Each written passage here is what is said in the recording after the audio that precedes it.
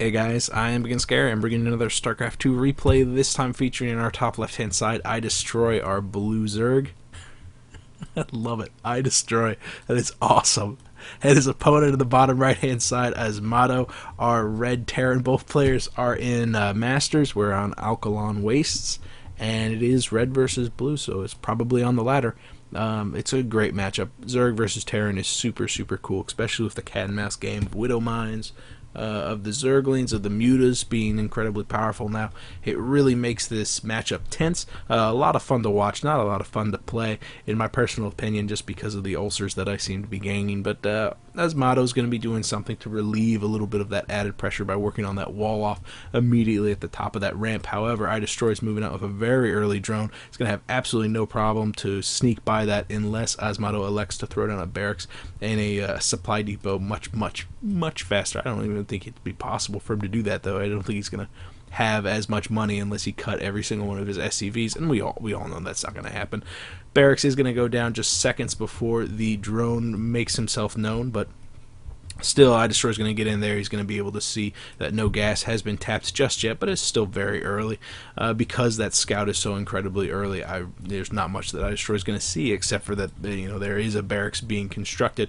He's going to town on that SCV. Oh, what a move! AZAMATO cancels the work on the barracks so that the SCV is clear, so it can actually turn around and kill the drone that was pecking at his SCV. The drone, in turn, from iDestroy, I don't know if you noticed it, but he moved through those SCVs because iDestroy had selected it and then clicked on a mineral patch to allow him to kind of ghost walk through them. Really just a high caliber play that means absolutely nothing, because we switch over to the resources lost tab and we see only one unit lost. However, don't discount the fact that iDestroy does not know that there's no gas being tapped just yet. Yeah, he saw an early barracks, but that doesn't really mean anything to him. If he went in there and saw that there was no gas, he'd know that the CC on the low ground was going to be coming out in a very short amount of time. In fact, we've got 400 minerals saved up pretty much for AZAMATO, so that's exactly what he's going to be doing. Now, since iDestroy doesn't know what's going on inside that base because he lost that drone so early, he's getting a very conservative spawning pool. And his hatchery and spawning pool are going to be finishing at pretty much the identical time. He's already banking up quite a lot of extra money. I don't know if that's going to be for a third hatchery, or more likely to get out a queen or two, maybe to keep himself from being supply blocked, because that is happening. And no, that overload's going to be popping in a very short amount of time, so that's okay. That is okay. Command center on the low ground, double gas is being tapped up in AZAMATO's main base. Double gas is weird. Not unheard of, though. I mean, there's so many different tech paths that use the factory now. Widow Mines are great. A Widow Mine drop is definitely a nice transition into the heavy ground bio play. However, the most popular build right now for Terran is Hellbats. And it's because they're incredibly effective, and they do a hell of a lot of damage for very little micro. But if you micro them correctly, you can extrapolate that damage. You can expand upon it. You can make it so it's pretty much unstoppable. What is stoppable is the damage that these Marines are going to be doing to this Overlord. I think he's going to be escaping. He's down to about quarter health, but yeah, no, he is going to just barely get away, and that's awesome, because iDestroy needs to suicide in this Overlord to see exactly what is going on inside, because remember, he never made it past the ramp. He has absolutely no idea what is going on. Maybe he's going to be relying on these 4 Zerglings that are making their way across the map. Oh, this guy's got to be careful. This single Marine's going to be poking up there, but running into 4 Zerglings is really not a recipe to live long and prosper. So nice control there from iDestroy, pulling back that Zergling as it gets into the red, cutting down that Marine and receiving no losses, kind of equalizing that unit's loss tab. Natural's going to be getting saturated for AZAMATO. iDestroy is going to be working on his own. He's got 2 queens back at home. I wonder what these 4... I wonder what those guys are for. I don't know. I don't believe there was a run by or anything like that. If there was, no, there was no Reaper. You switch over to the units lost tab, 2 units. Maybe that was an SCV. That was probably an SCV because it's worth 50 minerals. And none of those drones had taken any damage, so it probably wasn't a Marine. Who cares? Who cares? Why am I talking so much? Well, it's because I'm the only one here. You guys know.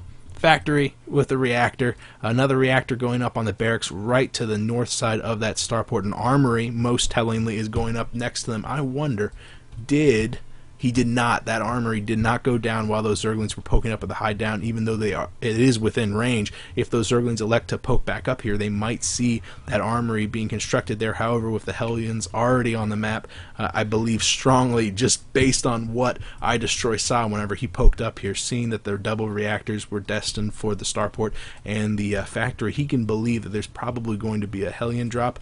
And if there's going to be a Hellion drop, there's going to be a Hellbat drop, because it costs almost nothing, and the damage that Hellbats do when compared to Hellions is significant, to the point where you'd be a fool not to do it. Wow, it's a lot of extra money for both players. iDestroy seems to be shying away from taking the expansion over here, which makes sense to me. This map is really difficult to take and hold a third on, just because those destructible debris make it so you have to wait a really long time before you can get the third, which is the most comfortable one to get. Yeah, you can sacrifice a lot of units to cut down these rocks, but really you want to be scouting with those Zerglings rather than actually doing something. But now that the third has been taken, it's super far away by ground. Even with this really good creep spread coming out from iDestroy, he's going to have a hard time defending that. And even if he does defend it with just the Zerglings that he's got out right now, he doesn't have a Roach Warren, he's working on ground melee weapons. This is really setting him up for a nice recipe for disaster, because these Hellions are kiting around, seeing exactly how many Zerglings are out there, keeping that number in check, and at the same time, Starport is producing those medevacs 2x2, Hellbats are being produced 2x2, the armory is not doing anything because it's only being constructed to make Hellbats. Regardless, just Zerglings are, and I guess Banelings, now that the Baneling nest is being thrown down for iDestroy, that's not going to be anything that you can use to take care of these Hellbats. He's going to have to rely on this, which is going to be static defenses. You throw down a couple of spines back at home, throw down a 1 or 2 spores just to keep those medevacs from dropping directly on top of your mineral line, and you can keep that stuff in check. However, you can't just rely on Zerglings, and I think iDestroy is going to be in for a world of hurt in a very short amount of time. The only other way that I know that is super effective against Hellbats is roaches. You just throw down a Roach Warren, and once you see a handful of those Hellions, produce 2 or 3 more. Spire's awesome once you can get those Mutalisks up. However, it takes so long to build, they're so expensive, and the number of Mutalisks that you need to keep this kind of harassment in check is it's pretty large. So ultimately Mutalisks arrive just a little bit too late as the Hellbats drop down. Actually, this is a little bit of a not a delayed Hellbat drop, but sometimes you see them at 9 minutes. However, the number of Hellbats in this one, 4 Hellbats, double medevacs, that's definitely worth the delay. This is an incredibly devastating drop. You switch over to the workers kill tab, 9 of them already go down. Harvester count at 48 over 62, but that's because iDestroy really wanted to be on 3 bases. All the drones aren't mining at all. He's just down to 1 mining base right now, and yeah, that what's 9 workers to 12 workers killed now. And again, he's just moving in from mineral line to mineral line, dropping his Hellbats in a nice little choke, cutting down every single one of those Zerglings. All those Zerglings pulled in, only succeeded in taking out a single Hellbat, and the Hellbats getting healed back up by those medevacs. The medevacs have taken a significant amount of damage from those queens, and with the Spire finally done, immediately starting on that +1 flyer attack. However, I would have loved to see that gas made into an extra Mutalisk so it could actually deal with this pressure. Another drop going down, immediately roasting away all those workers. 28 workers killed. Oh my goodness. Moving the Spinecrawler back to defend against them, again dropping on top of them. However, a nice sandwich attack from iDestroy keeps those Hellbats from directly engaging those. Another drop waiting in the wings, just preparing to move back in. None of the medevacs have gone down. 2 of the Hellbats have gone down. However, this is an incredibly intimidating strike force. There's no drones mining at this. I guess they're just now arriving back at home, but just in time for the medevac to arrive back. Another drop going down at the 3rd, but there are no workers there. However, the Hellbats back up in the main are just decimating it. 33 workers killed. I don't even want to see that anymore. It's turning my stomach. The static defense is going to be having no problem at all taking care of these Hellbats, also drawing their aggro away, as it appears that AZAMATO is has his attention elsewhere, but he's completely cleaned up 1 mineral line 100%. Another mineral line is absolutely devastated. You switch over to the harvester count, the roles have reversed. I mean, 61 over 29 right now. Finally, the Mutalisks are on the field. Oh, way too late though. 7 more on the production tab. That's going to shut down pretty much all the drops. There are 2 more drops out on the field right now. However, these medevacs, seeing those Mutalisks now on the field, are going to know that if they do move in there, it's going to be a one-way trip, and it's not nearly going to be as effective, partially because it's no longer such a target-rich environment. At 29 harvesters right now, we were up to 60 just a second ago. Now that the Mutalisks have exposed themselves, a lot of static defenses back at home. None defending the third, though, which AZAMATO has taken on the back of this. He has gotten out a handful of Thors, but at the cost of siege tanks. He doesn't have any siege tanks mixed in with this army, and that makes this composition incredibly vulnerable to roaches. And yeah, we got a Roach Warren on the production tab right now. Traditionally, mech is not vulnerable to roaches. Traditionally, mech does a great deal of damage to roaches, but it's because it's backed up by that siege tank line. It's got a very intimidating number of siege tanks, and yeah, with the Mutalisks too far afield, the Hellbats move in there, do another round of damage, still just on one mining base, 45 workers killed. The drones turning to attack, the Queen goes down, Hellbat's gonna go down, but that's okay, because really Zerg is on one base, which is just absolutely devastating for iDestroy. As I was saying about mech, this composition traditionally doesn't exist. You don't have a even split between Thors and Hellbats. Traditionally, you have siege tanks and Hellbats with one or two Thors that come later as the Mutalisks are wrecking you.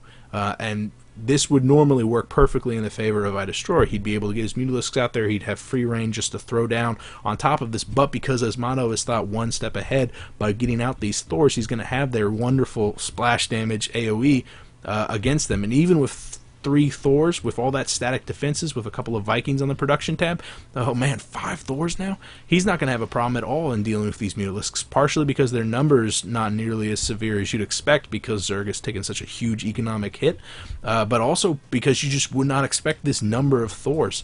This composition right here is going to be weak against those roaches. Remember that Roach Warren is up, but iDestroy does not have the economy to mainline anything right now. He can't even mainline drones because he's taking so much damage.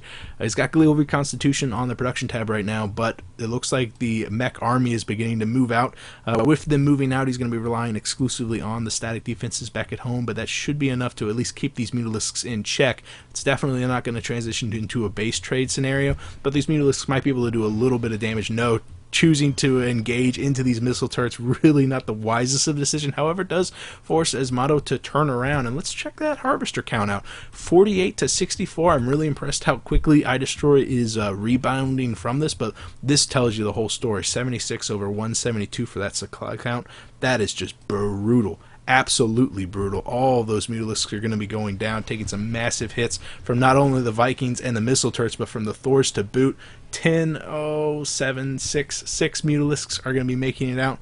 That is just brutal.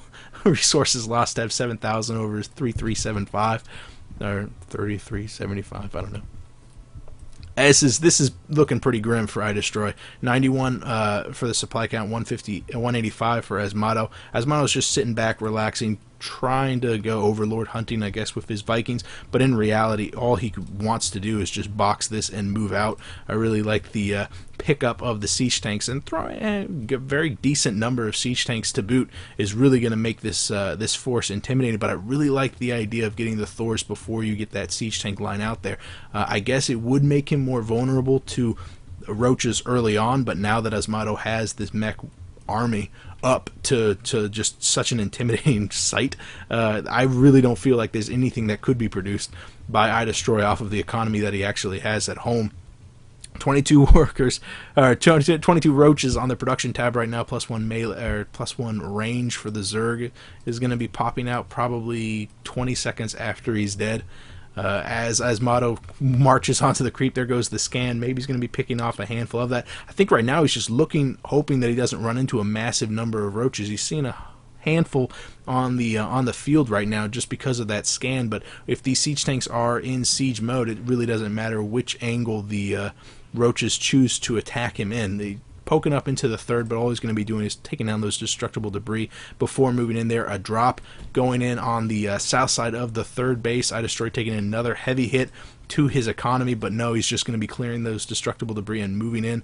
Or I wonder if those siege tanks are even going to bother sieging up. There are 18 more roaches on the production field. I think if iDestroy waits for all 18 of those, I was wrong about the missile attack. That's going to be finishing in just a couple of seconds, but no, the Evo chamber is going to go down just a handful of seconds before it could finish. The roaches are going to be popping out. Oh my goodness. Okay, here we go. Here comes the big push. Those roaches pouring in. Where are all those siege tanks? More than a handful are way over here in the third, not doing anything into this engagement, but it looks like the sheer micro power of AZAMATO picking up those Thors, dropping them off, making it so that they can target down those roaches. All 33 of them go the way of the dinosaur, just getting melted away, and iDestroy taps out. Yeah, you saw how successful those roaches were against this force, even without the siege tanks to back them up. AZAMATO did a lot of damage, but remember, he was on 2-2. AZAMATO only had the +1 for the range. I wonder if he had +1 armor. Did he? Yeah, he had +2 armor. Well, but he was still very cost-effective against that. The reason he lost was because of the massive amount of damage that AZAMATO did, not because one thing was overpowered or not. He made a really wise decision to get those roaches out there. He saw the weakness that, you know, this composition had. I feel like if these guys had been sieged up, that would have been a little bit more one-sided than it actually was. But even if he had managed to take out this force entirely, we got 3,000 minerals in the bank, another 1,000 gas, and just a massive amount of infrastructure back at home. He's got orbital command centers for days. Look at this. I don't even... Yeah, you don't need this many. I think you only need 4, and... I think he's just showing off. Why would you? Why would you? Whatever. It's a great matchup. Just shows you, man, when you get behind by a little bit on those Hellbat drops, it is really, really hard to get back into it. I'm looking at the harvester count, 47, but then I switch over to the workers kill tab, 68. Oh, it just turns my stomach. You know what doesn't turn my stomach? It turns my frown upside down is when people watch my videos. So thanks for that. If you have a game you want me to cast, you could PM me here or on Reddit. One way or another, I will see you guys later. I'm Ibigandscary. Bye.